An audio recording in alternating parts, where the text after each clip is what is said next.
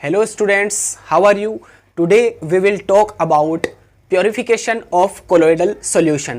ठीक है, आज हम बात करने वाले हैं प्योरिफिकेशन ऑफ कोलोइडल सॉल्यूशन के बारे में कि किस तरह से अगर कोलोइडल सॉल्यूशन में इम्प्योरिटीज़ हैं या फिर कोई क्रिस्टलोइड्स हैं या इलेक्ट्रोलाइट्स हैं तो उनको किस तरह से सेपरेट किया जा सकता है, फिल्टर किया जा सकता है या प्योर किया जा सकता है। ठीक है, तो प्योरिफिकेशन ऑफ कोलोइडल सॉल्यूशन के बारे में हम पढ़ेंगे। तो इसमें जो फर्स्ट मेथड हम पढ़ने वाले हैं वो है डायलिसिस। ठीक है, डायलिसिस होता क्या है, इसकी डेफिनेशन भी पढ़ेंगे, ये प्रोसेस होती क्या है ये भी हम पढ़ेंगे और इसका डायग्राम तो आपको दिख ही रहा है यहाँ पर। ठीक है, तो डायग्राम के थ्रू हम अच्छे से क्लियर करेंगे। इंपॉर्टेंट टॉपिक है, स्टेट बोर्ड्स में ये एक क्वेश्चन डेफिनेटली आता है ना, और जो IIT JEE नीट है उसमें भी इस तरह के क्वेश्चंस आपसे पूछे जा सकते हैं। ठीक है, सो प्लीज गाइस कंसंट्रेशन यहाँ पर बनाए रखिएगा, वीडियो एंड तक आपको देखना है, ध्यान से देखना है। ठीक है, तो चलिए सबसे पहले हम डायलिसिस या डायलिसिस की जो डेफिनेशन है और जो प्रोसेस है वो हम यहाँ पर देख लेते हैं एंड देन इसको मैं एक्सप्लेन करूंगा। लिखा है the process of separating impurity of crystalloids. ठीक है, इम्प्योरिटीज कौन सी होगी, क्रिस्टलोइड्स होगी, from colloidal sol by the means of diffusion. ठीक है, diffusion through a suitable membrane is known as dialysis या dialysis and the apparatus used for such separation is called dialyzer।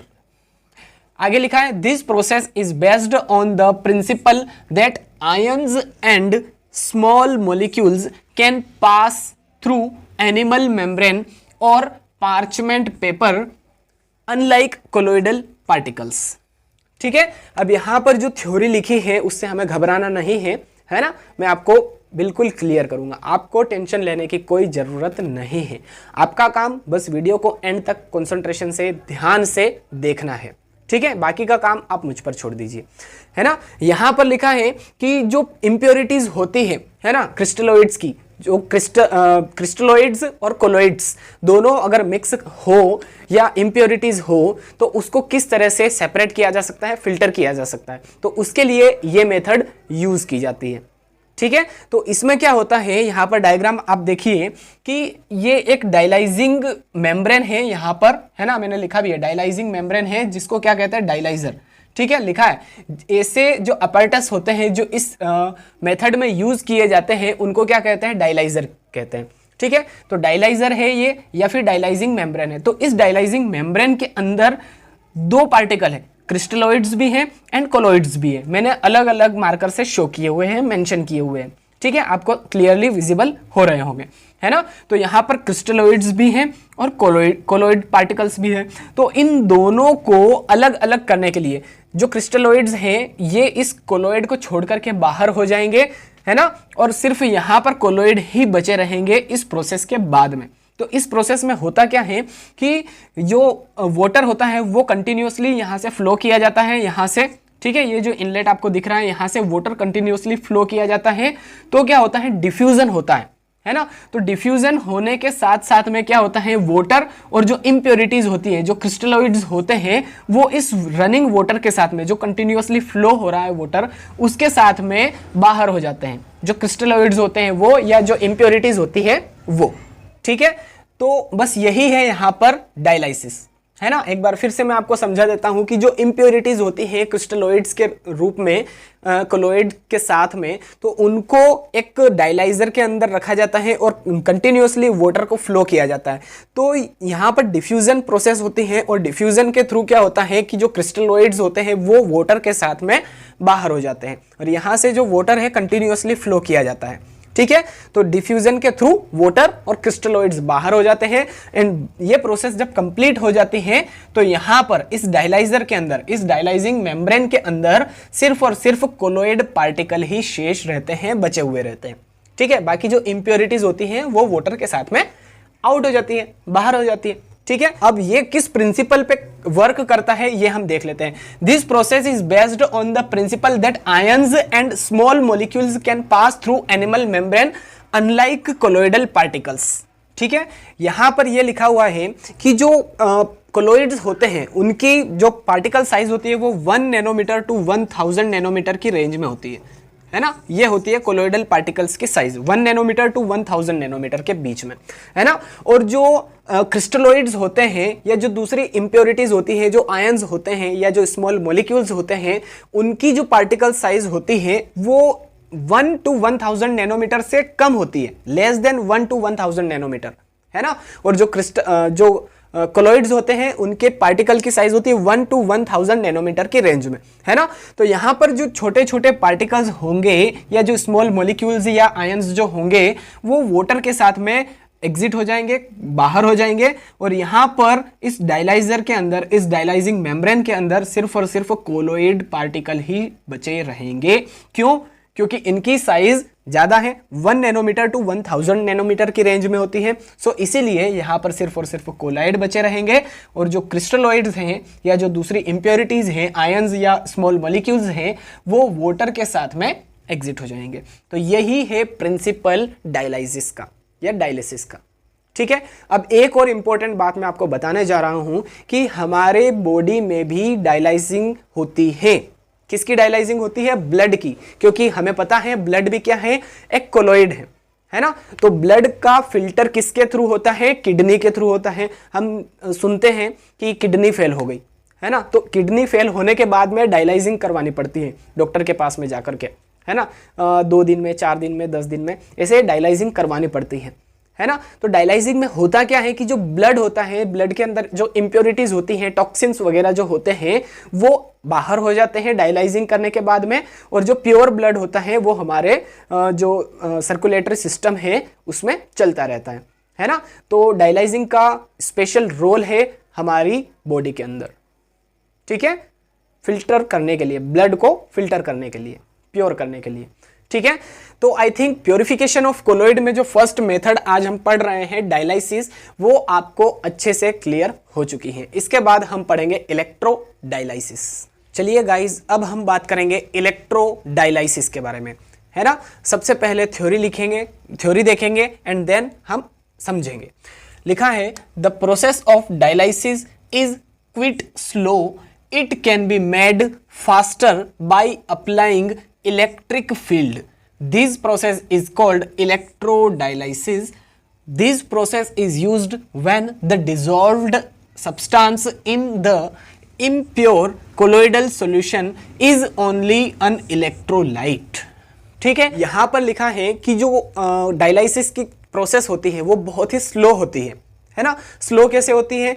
Diffusion के through होती है ना। तो suppose कीजिए कि NaCl है ना, हम अभी सिर्फ सपोज कर रहे हैं, एग्जांपल के लिए मान रहे हैं कि NaCl है, सोडियम क्लोराइड है, नमक है, तो वो पहले पानी के साथ में घुलेगा, है ना, फिर डिफ्यूज होगा एंड देन वाटर के साथ में एग्जिट होगा, और वहां पर जो डायलाइजर है उसके अंदर सिर्फ कोलोइडल पार्टिकल रहेंगे, है ना। ये डायलाइसिस की प्रोसेस थी।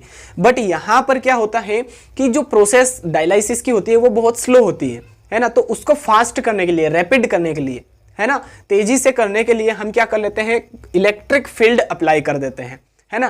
प्रोसेस वही है, डायलाइसिस की ही प्रोसेस है, बट यहां पर हम क्या कर लेते हैं? इलेक्ट्रिक फील्ड लगा देते हैं। और इलेक्ट्रिक फील्ड कैसे लगता है? जब एनोड हो, कैथोड हो, 2 इलेक्ट्रोड होने चाहिए, positive terminal and negative terminal, anode and cathode, है ना। तो जब हम इलेक्ट्रिक फील्ड अप्लाई कर देते हैं डायलाइसिस की प्रोसेस के ऊपर, तो ये क्या कहलाता है? इलेक्ट्रोडायलाइसिस, ठीक है, या इलेक्ट्रोडायलिसिस, है ना। वही लिखा है, कुछ भी नहीं है इसके अलावा। The process of dialysis is quit slow, है ना। जो डायलाइसिस की प्रोसेस होती है वो बहुत स्लो होती है।